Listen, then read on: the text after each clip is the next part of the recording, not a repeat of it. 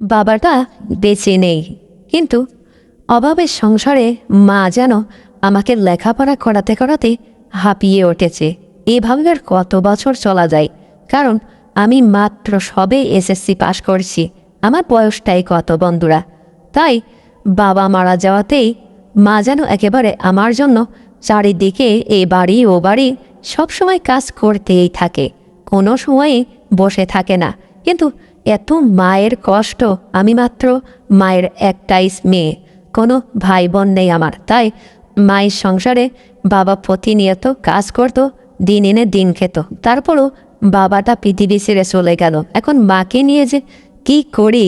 তাই বন্ধুরা, আমি অবশেষে লেখাপড়া বাদ দিয়ে এভাবে এসএসসি পাশ করে আরও 5-6 বছর বাড়িতে বসে থাকলাম।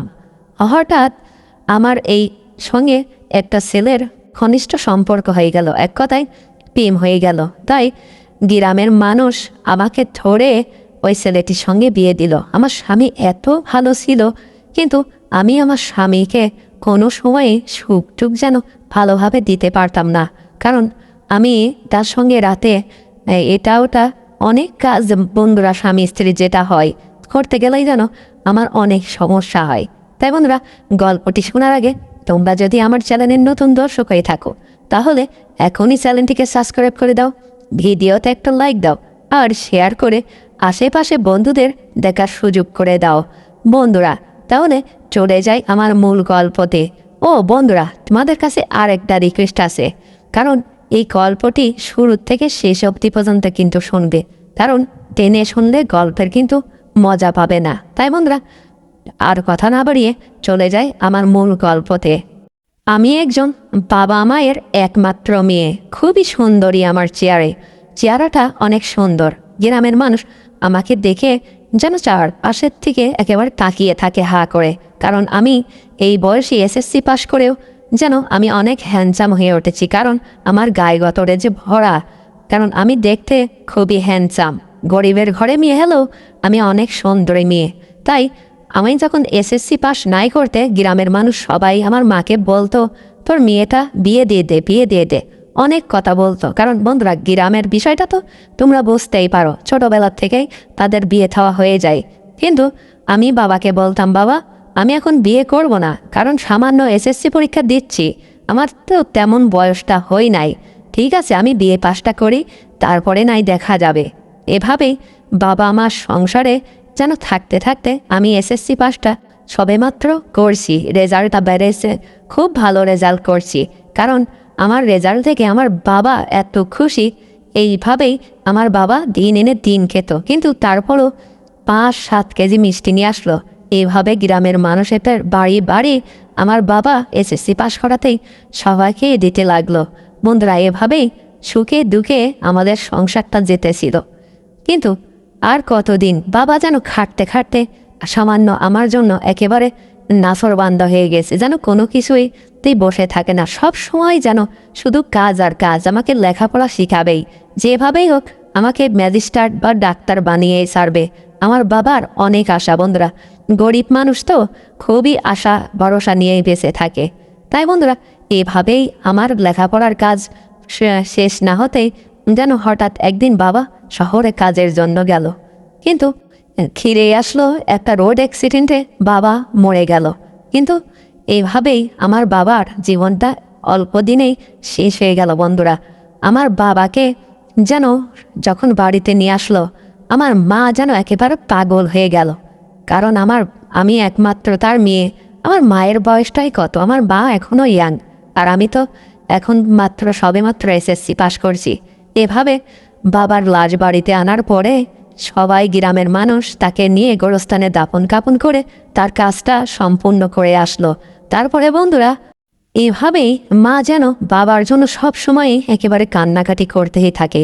এভাবে কয়েকটা দিন চলে গেল, যেন আমরা দুঃখী, একেবারে আমাদের জীবন শেষ হয়ে যাচ্ছে। কারণ একমাত্র রোজগারের যে মানুষটা, সেই মানুষটাই দুনিয়া ছেড়ে চলে গেল। মা যেন সব সময়ই বাবার কথাই চিন্তা করে। এদিকে 2 মাস 3 মাস হয়ে যায়, তাও যেন বাবার কথা মা ভুলতে পারে না। তখন শুধু আমাকে বলে, মারে আমি এখন কি করব, কারণ আমি তো তোকে আর লেখাপড়া করাতে পারছি না।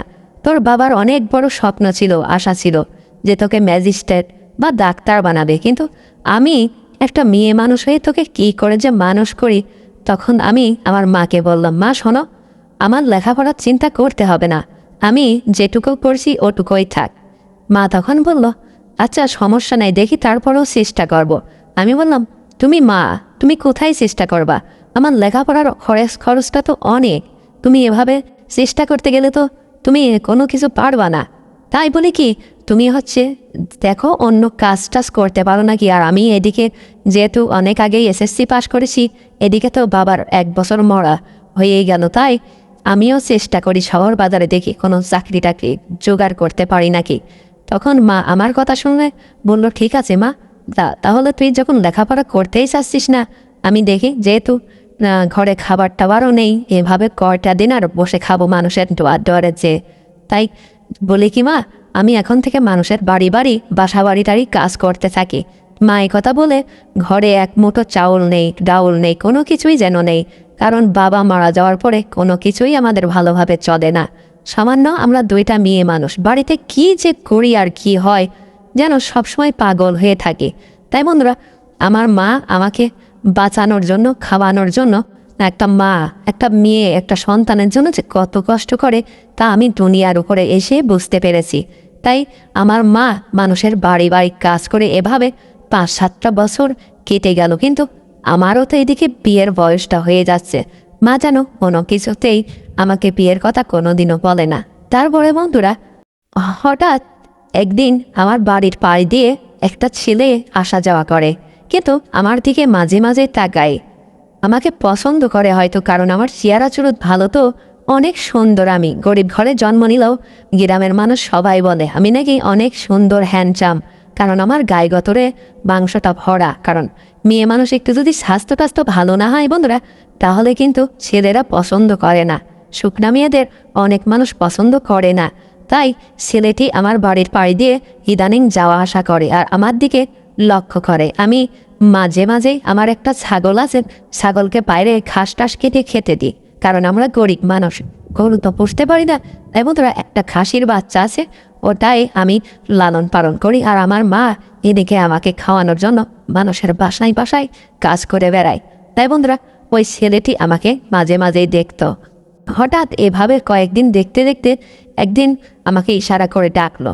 আমি আশেপাশে তাকিয়ে দেখি কেউ নাই, তাই ছেলেটার কাছে গিয়ে দাঁড়ালাম।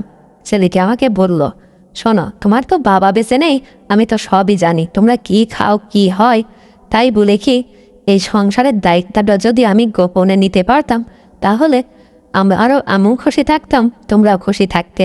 তখন আমি বললাম, ভাইয়া তুমি কিসের জন্য আমাদের সংসার দায়িত্ব নিবা? তুমি কি আমার আত্মীয় না অন্য কিছু? তখন ছেলেটি বলল, তুমি আমাকে ভাই বলো না, তোমার আমাকে নাম ধরে ডাকলে খুশি হব। তখন আমি বললাম, কি নাম তোমার? তখন ছেলেটি বলল, আমার নাম রাহুল, আমি হচ্ছে এই শহরের একজন ও কোটিপতির ছেলে, কিন্তু আমি রাগবাগ করে এসে এই গ্রামে বসবাস করি, কিন্তু কেউ জানে না, আমার বাবাও জানে না আমি এই গ্রামে এসে বসবাস করি। কারণ আমার বাবার কাছ থেকে আমি একটা মাইক্রো গাড়ি কিনে চেয়েছিলাম, কিন্তু গাড়িটা না কিনে দেওয়াতেই আমি গ্রামে এসে এইভাবে লুকিয়ে মানুষের সঙ্গে মিশে গেছি। তাই প্রায় 5-7 বছর হয়ে গেল, কিন্তু এখনও কেউ বুঝতে পারে না আমি কোটিপতির ছেলে।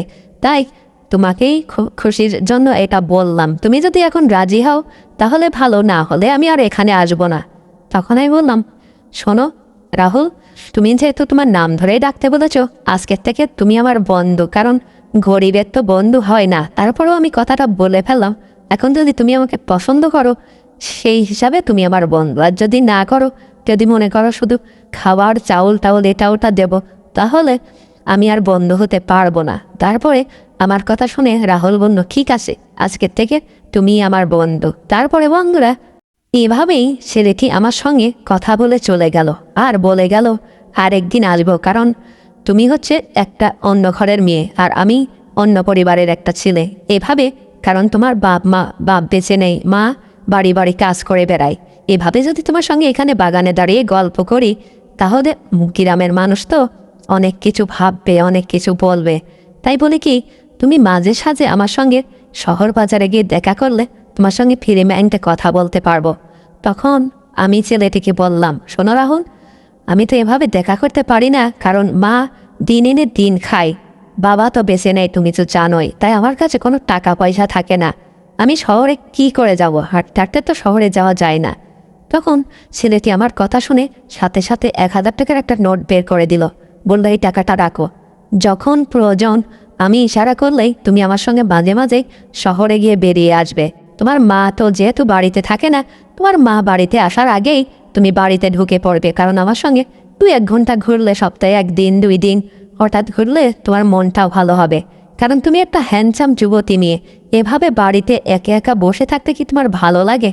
তখন আমি বললাম, না রাহুল, আমার কোনো কিছুই ভালো লাগে না, কারণ পৃথিবীতে আমার থেকেও কিছু নেই, বাবা নেই, এদিকে মা সারাদিন কাজ করে বেড়ায়, বাড়িতে একা একা যেন ভালো লাগে না। ঠিক আছে, তুমি যখন বলছো, বন্ধ যখন হয়েছ, তখন তোমার কথা শুনবো। ঠিক আছে, তুমি কবে যাবে আমাকে অবশ্যই একদিন আগে জানিয়ে দিবে। তখন রাহুল বলল, ঠিক আছে, আমি অবশ্যই জানিয়ে দেব। তারপরে বন্ধুরা এ কথা বলে রাহুল তার বাড়ির দিকে চলে গেল, আর আমি বাড়ির মধ্যে চলে আসলাম। এভাবেই কয়েকটা দিন আবার যেতে থাকলো। মা মাঝে মাঝে এসে বলে, তোর জন্য এদের অমুক বাড়ি কাজ করতে গিয়ে এদের অনেক মাংস দিয়েছে, এই খাবার দিয়েছে, ও খাবার দিয়েছে। বন্ধুরা আমরা তো কিনে খেতে পারি না, কারণ মা মানুষের বাসায় কাজ করে করে যেটা নিয়ে আসে সেটাই আমি আর মা ভাগ করে খাই, কারণ আমাদের দুঃখের সংসারে কেউ যেন কখনো আত্মীয় হতে চায় না। আর এভাবে আমার বিয়ের বয়সটা পার হয়ে যাচ্ছে, তবুও গ্রামের মানুষ আমাকে যেন দেখতেই পারে না, কারণ আমার যতই চেহারা ভালো হোক, যতই আমি ফিটিস হই, কারণ এ যুগে শুধু মানুষ যৌতুক খোঁজে, ভালো মেয়ে খোঁজে না। তাই বন্ধুরা এভাবেই মায়ের সঙ্গে কয়েকটা দিন আবার থাকতে লাগলাম। আর রাতে মা শুধু বাবার কথা বলে, কিন্তু আমার মাও এখনও ইয়াং, কারণ আমার মা একমাত্র মেয়ে আমি, বুঝতেই তো পারছো বন্ধুরা, একটা সন্তানের মার কত বুড়া হতে পারে। তাই আমার মায়ের বয়সটা বেশি না, আমার মা যেন আমার চেয়েও হ্যান্ডসাম, অনেক সুন্দর দেখতে লাগে। তারপরে বন্ধুরা এভাবেই কয়েকটা দিন চলে যেতে লাগলো। হঠাৎ একদিন রাহুল আসলো আমাদের বাড়ির পাশে। মা তো সারাদিন মানুষের বাড়ি বাড়ি কাজ করে, সন্ধ্যার সময় বাড়ি ফেরে।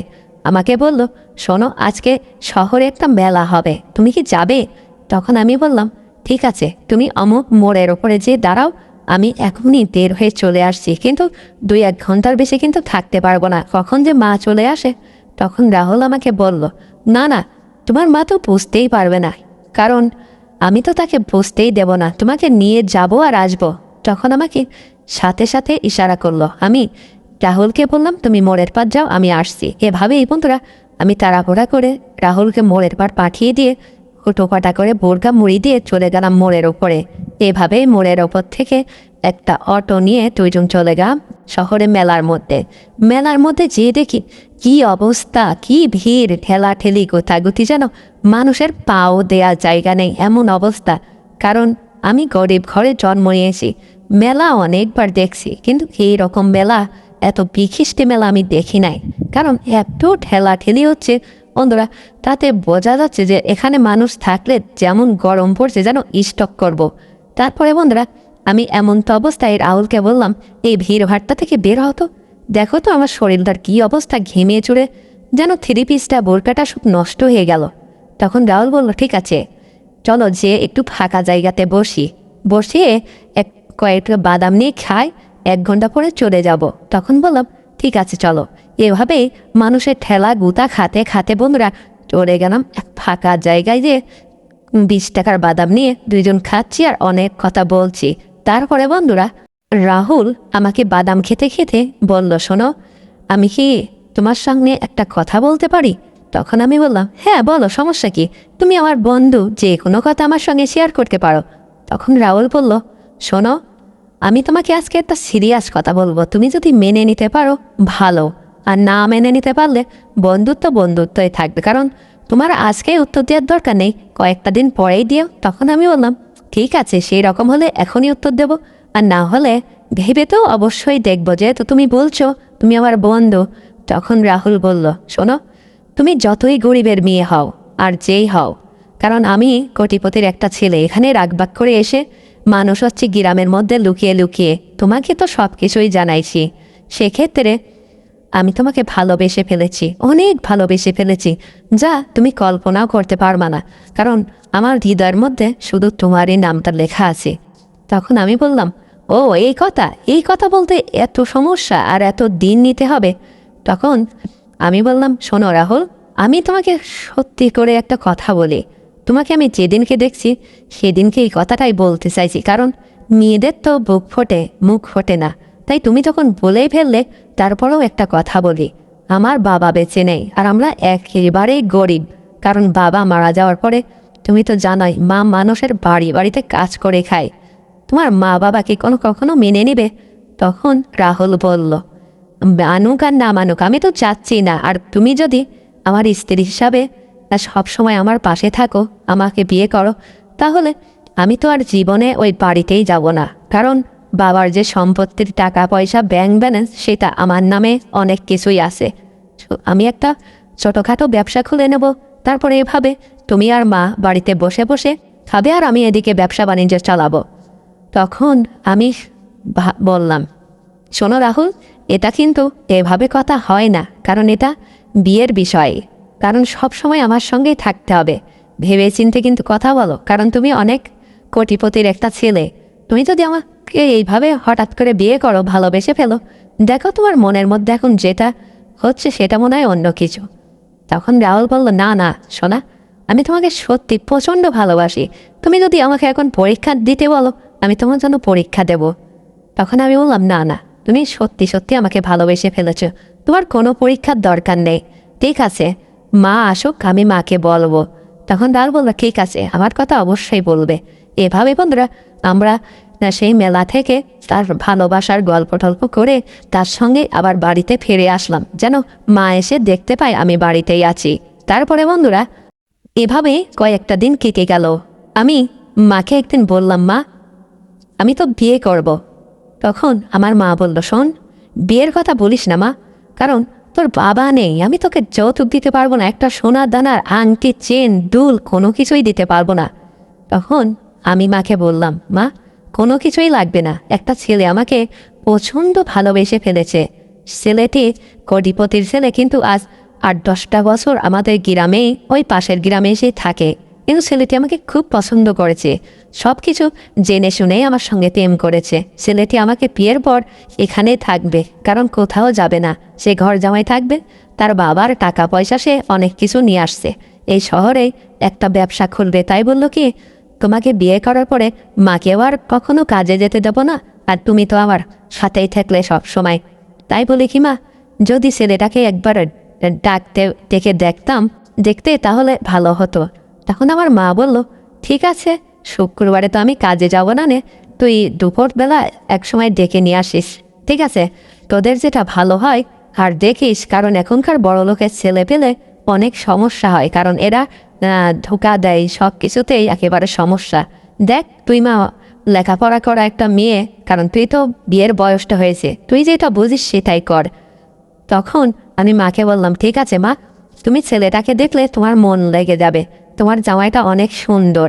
তখন আমি আমার মা বলল, ঠিক আছে, তুই শুক্রবারে তো নিয়ে আয়, তারপরে দেখছি বিষয়টা কি করা যায়।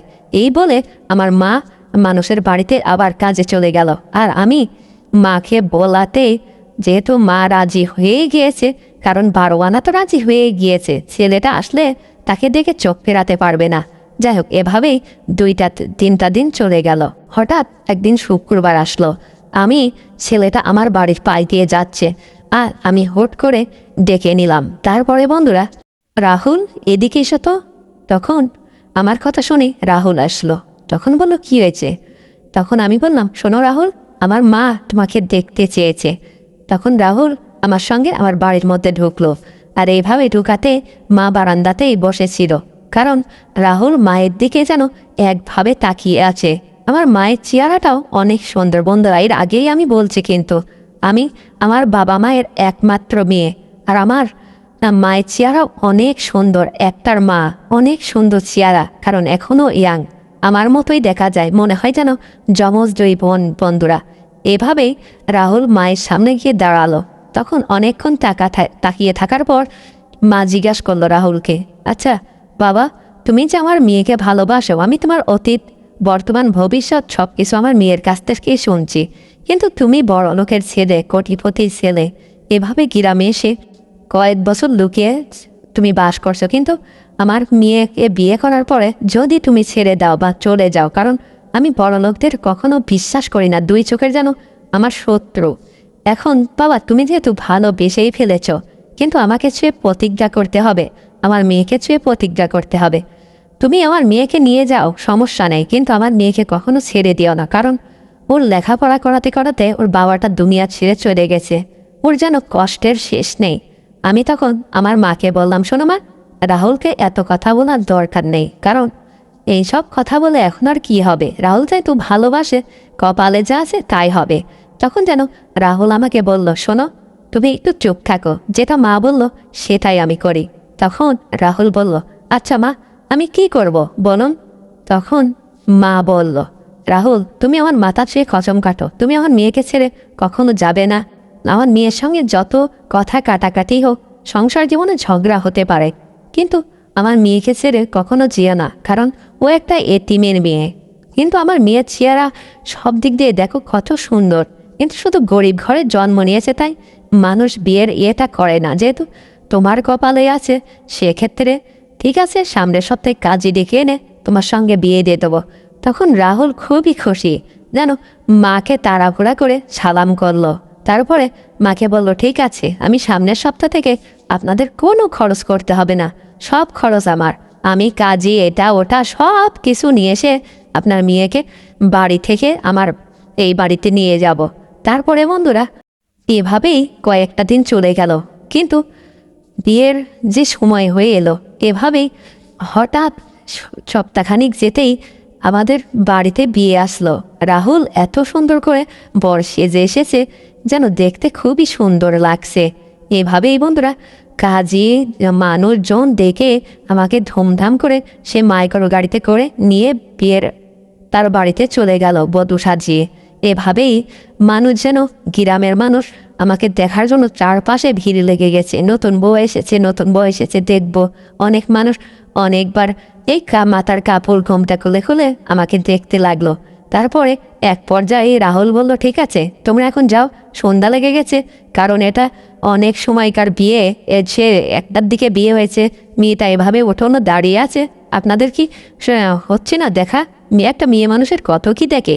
রাহুল যেন আমাকে পেয়ে পাগল হয়ে গেছে, তার আমি এখন বর্তমান স্ত্রী, তাই মানুষজনকে সে বাড়ি থেকে বিদায় করে দিল। তারপরে রাহুল যে বাড়িতে এসে বসবাস করে, সেই বাড়ির চাচি বলল, ঠিক আছে রাহুল, তুই বৌমাকে নিয়ে ঘরের মধ্যে যা। তারপরে বন্ধুরা, সন্ধ্যা লেগে এলো। এভাবেই গল্প করতে করতে রাত 8টা বেজে গেল। তখন আমি রাহুল যেন আমাকে ঘুমটা খুলেই যেন অনেক কথা বলতে লাগলো, তুমি কত সুন্দর, যেন চাঁদের ইয়ে নেমে এসেছে, তোমাকে আর কি বলবো, আমার মুখ দিয়ে যেন কথা বের হচ্ছে না।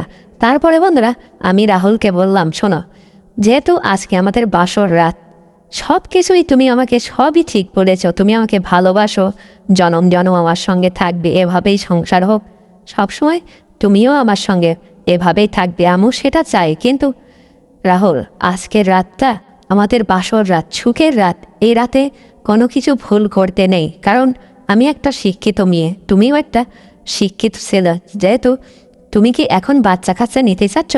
তখন রাহুল বলল, না, আমি বাচ্চা কাচ্চা এখন দেব না, যেহেতু 2-4-5 বছর এভাবে সুখে শান্তিতে দিনগুলো কাটাবো, ঘর সংসার করব, তারপরে বাচ্চা কাচ্চা নেব। এখনই যদি বাচ্চা কাচ্চা নিই, তাহলে বাচ্চা কাচ্চা কান্নাকাটি থামাবে কে আর তোমাকে দেখবে কে? কারণ তুমি আমাকে তো সময় দিতে পারবে না বাচ্চা কাচ্চা হলে। তখন আমি বললাম, তুমি ঠিকই বলেছ রাহুল, তাহলে একটা কাজ করো, যেহেতু ঘরটা আটকিয়েই দিয়েছ, ঘরটা খুলে টুক করে মুদিখানার দোকানে চড়ে যাও।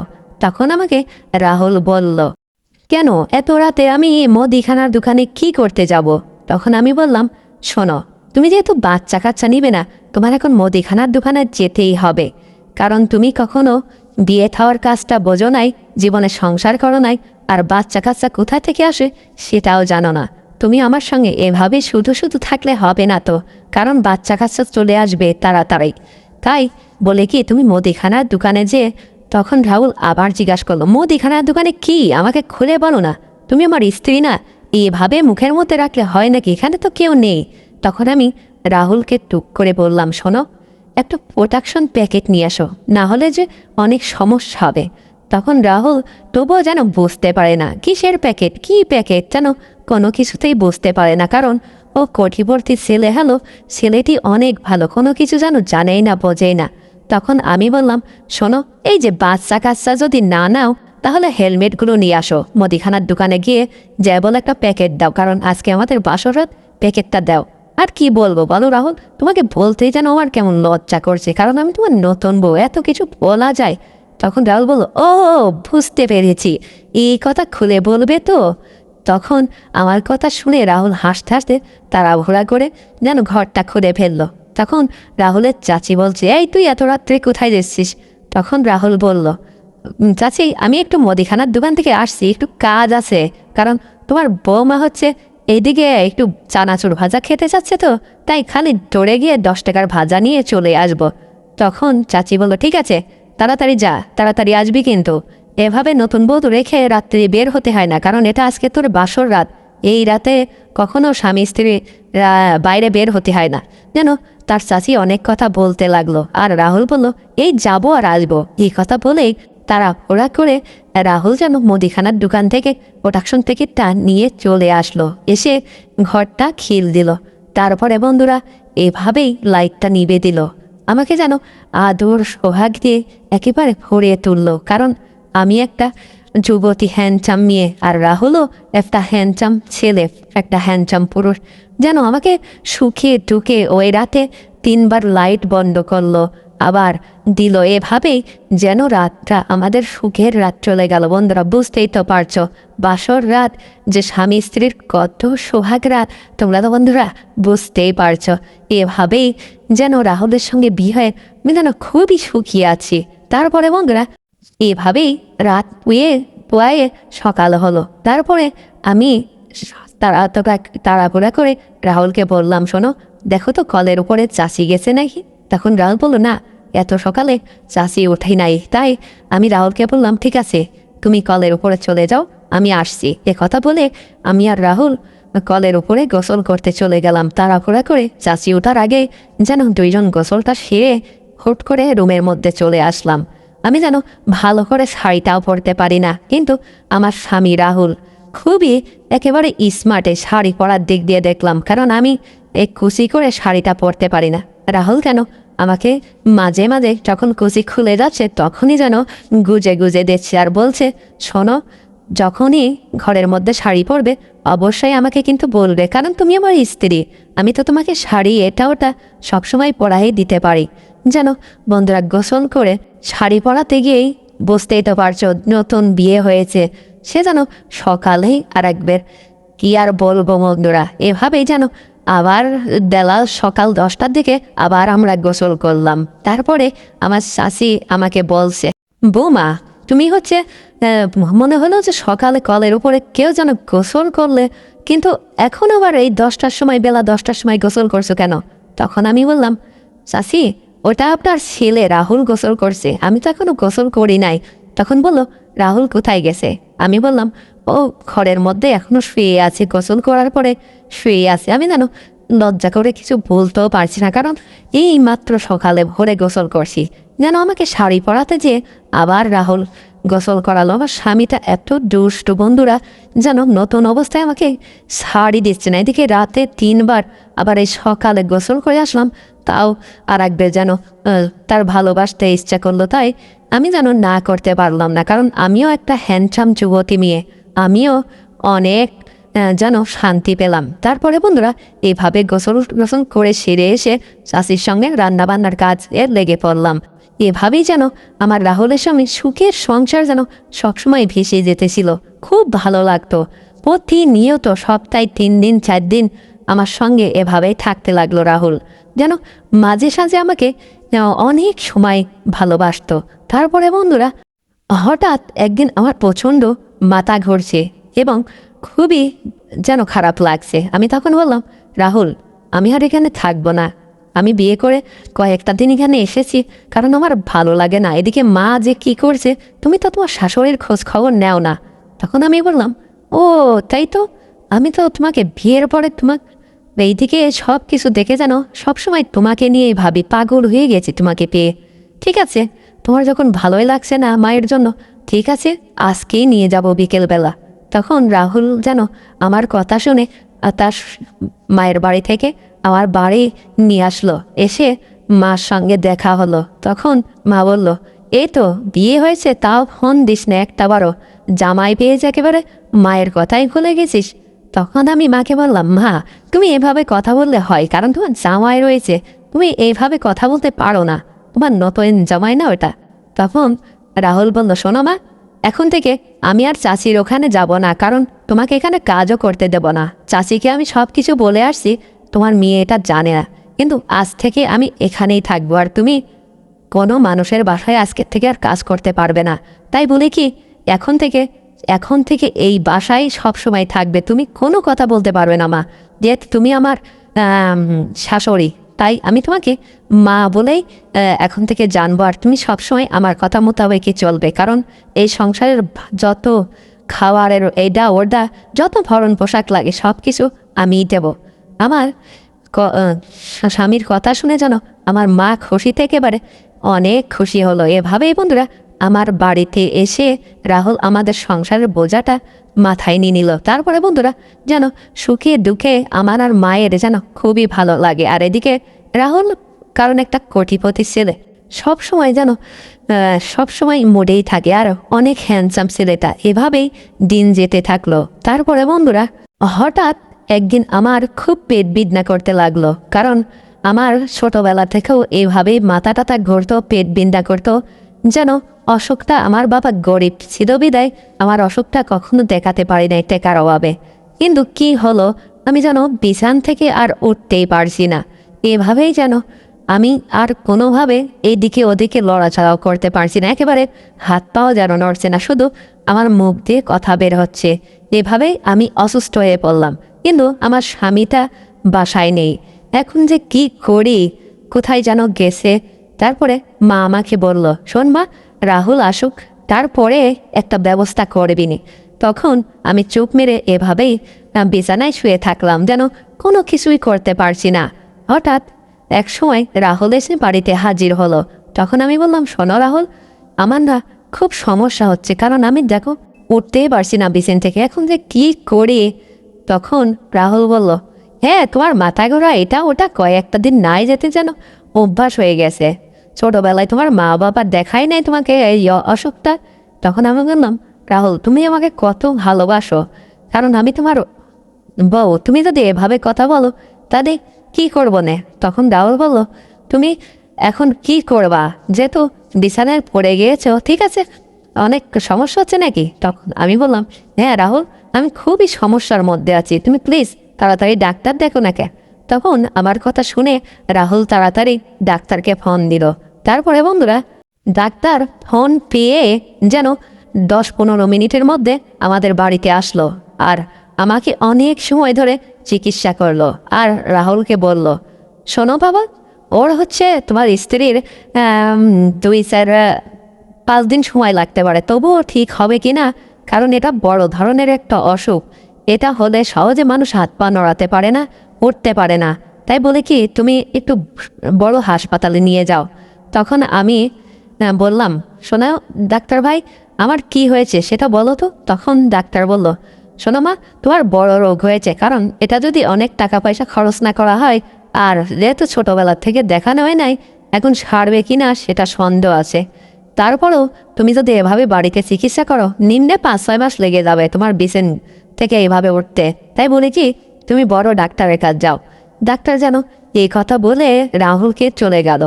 আর রাহুল মন খারাপ করে এদিকে বসে থাকলো। আমি যেন আর কোনো কিছুই কুল পাচ্ছি না, কেমন যেন লাগছে, কারণ আমি কয়েক মাস হলো আমার রাহুলের সঙ্গে বিয়ে হয়েছে। ছেলেটি কোটিপতি ছেলে, এভাবে আমাকে প্রচণ্ড ভালোবাসতো, কিন্তু এই অসুখের কথা শুনে যেন আমাকে ভালোই বাসতে যাচ্ছে না, কেমন যেন ফাঁকে ফাঁকে থাকতে চাচ্ছে।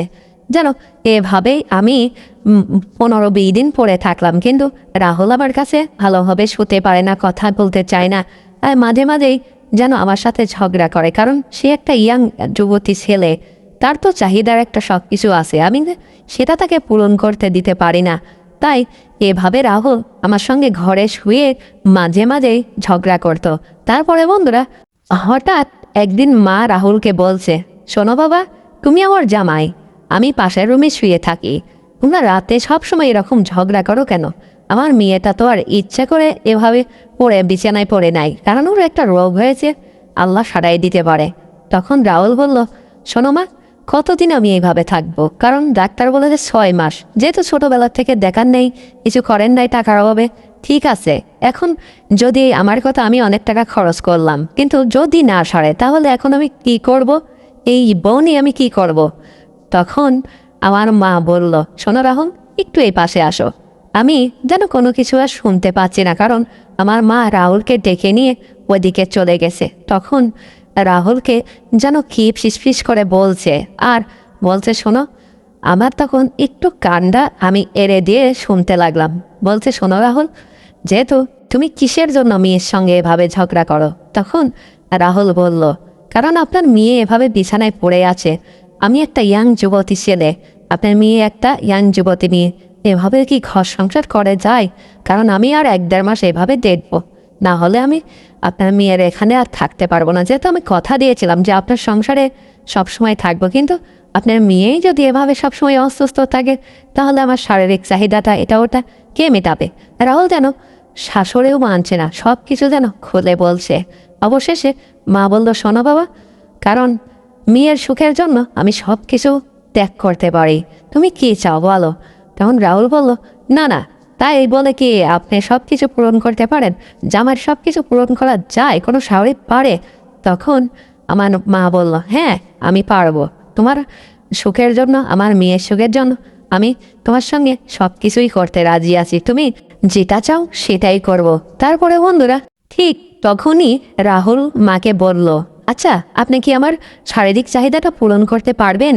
তখন মা যেন আমার মুখের দিকে তাকিয়ে বলল, হ্যাঁ আমি সব কিছুই পারবো, কিন্তু এই কথাটা যেন বাইরের কেউ না জানে, কারণ আমার মেয়ে শুনলে অনেক সমস্যা হবে। যেহেতু মেয়েটা বিছানায় পড়ে আছে, কয় মাস পড়ে থাকবে আমি জানি না, কিন্তু আমি আমার মেয়ের যত চাহিদাটা তোমারকে দেয় সেটা আমি পূরণ করব, কারণ এটা যেন কেউ না জানে। তোমার কি চাই বলো, আমার মধ্যে নাই কি? আমি তোমার শাশুড়ি, আমি তোমাকে সব কিছুই ভালোবাসা দিতে পারবো। বন্ধুরা, এভাবেই আমার স্বামী আমার মার সঙ্গে এভাবেই সব কিছু আলাপ করতে লাগলো। আমি যেন ঘরের মধ্যে থেকে পড়তেও পারছি না, কোনো কিছু করতেও পারছি না, কি যে করি, কি যে হলো। রাহুল একটা ইয়াং ছেলে, কিছুদিন হলো আমাকে বিয়ে করছে, তারও তো সব কিছু দরকার। আমি যেন বিছানায় পড়ে পড়ে অনেক কিছু ভাবছি। অবশেষে রাহুল এভাবে মায়ের সঙ্গে কথা বলে চলে গেল বাইরে। তখন আমি মাকে ডাক দিয়ে বললাম, মা, আমি কিন্তু সব কিছু শুনতে পেয়েছি, তোমার জামার সঙ্গে তুমি কি বলছো? এগুলো কোন ধরনের কথা?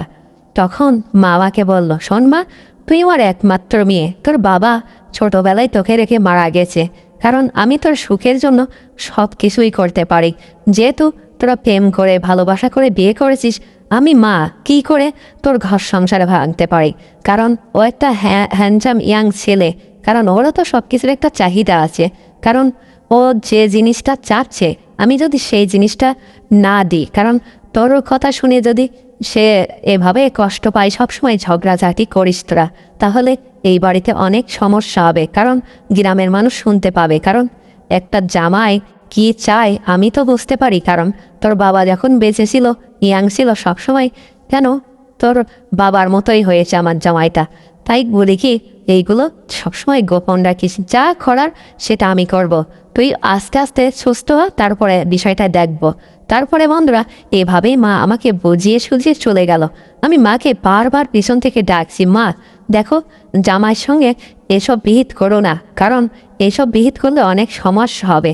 তারপরে বন্ধুরা, মা আমার কথা রাখলো না, এভাবেই জামার কথা শুনে তার ঘরে চলে গেল। তারপরে বন্ধুরা, হঠাৎ দোকানের পার থেকে রাহুল চলে আসলো আর বলছে, আমাকে এসে বলছে, আচ্ছা তোমার আম্মা কোথায় গেল? তখন আমি বললাম, আম্মা কোথায় গেছে জানি না, তুমি প্লিজ একটু শোনো না, কারণ আমি কয়দিনে এভাবে পড়ে থাকবো, তুমি এভাবে পড়া দেখে মাত্র মাসখানিক হয়েছে, তাই এরকম খেপা খেপছো কেন? আমার উপরে সব সময় ঝগড়া করো, তোমার কি ওইটা সব সময় লাগে? তখন রাহুল বলল, হ্যাঁ, আমার ওইটা সব সময় লাগবে, কারণ আমি একটা ইয়ং যুবক ছেলে আর এই বাড়ির জামাই। আমি এখন কি করব? হলে হবে, না হলে এভাবে আমি সুখের সংসার ভেঙে চলে যাব, কারণ তুমি এভাবে বিছানায় পড়ে থাকো। আমার কথা যেন কোনো কিছুই রাহুল শুনল না। তখন মা পাশের রুম থেকে বলল, রাহুল, আমি এখানে, এসো। তখন রাহুল তাড়াহুড়া করে চলে গেল। আমি তখন রাহুলকে ডাকলাম, রাহুল প্লিজ শোনো শোনো, কি করতে যাচ্ছ? এদিকে আসো, কারণ ওটা আমার মা, তোমার শাশুড়ি। তুমি কোথায় যাচ্ছ? আর এই ভরা দুপুরবেলায়? তখন রাহুল বলছে, এখন আমি দুপুর বাঁচতে চাই না, কোনো কিছুই দেখতে চাই না, কারণ আমি একটা মাস তোমার কাছে শুতে পারি না, থাকতে পারি না। আমার শরীরটা যেন কেমন সবসময় কামড় দেয়, ভালো লাগে না। আমাকে যেন অনেক কথা বলে চলে যেতে লাগলো। তখন আমি বললাম, তুমি মা কিছু বলার পরে সাথে সাথে দোকানে গেলে কেন? তখন রাহুল বলল, শোনো, কারণ ওটা তোমার মা, কোন কোন সময় কি হয়ে যায়, তাই দেখো একটা মুদিখানার দোকান থেকে প্যাকেট নিয়ে আসতে গিয়েছিলাম।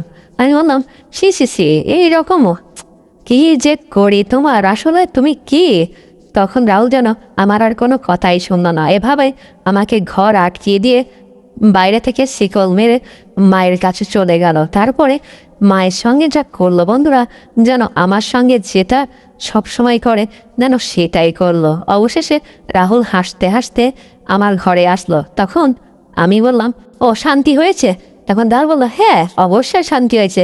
আমি একটা ইয়াং ছেলে, ইয়াং যুবতী ছেলে, এটাই তো আমার দরকার, কারণ এটা না হলে তো আমার গার মধ্যে সবসময় কামড় দেয়। তাই আজকের মতো হলো, দেখি কয়দিন যায় এভাবে। তোমার মা কত আদর যত্ন আমাকে রাখতে পারে, কারণ আমি তোমার মায়ের যেহেতু জামাই। তারপরে বন্ধুরা, রাহুল যেন আমার কথা আর শুনলো না, আর এভাবে আমার বদলে মা এদিকে তার সঙ্গে যেন সবসময়, যেহেতু তার জামাই, সবসময় যেন এভাবেই আমি এদিকে বিছানায় অসুখে পড়ে থাকি, আর রাহুল মায়ের সঙ্গে সবসময় এই আদর ভালোবাসাটা নিতেই থাকে, কারণ আমি তো এদিকে শারীরিকভাবে সুখ দিতে পারি না। তাই সে সবসময় এভাবে মার কাছেই থাকতো এবং আমার কাছেও থাকতো, কিন্তু আমি তো কোনো কিছুই তাকে দিতে পারতাম না। তাই বন্ধুরা, এভাবে আমি বিছানায় পড়ে থেকে রাহুল আমার সঙ্গে সবসময় রাগারাগি করতো, আর এদিকে আমাকে বাঁচানোর জন্য মা সবসময় রাহুলকে খুশিই রাখতো, তার জামাইকে সবসময় খুশি রাখতো, যেন এই বাড়ি ছেড়ে কোথাও না যায় ছেলেটা।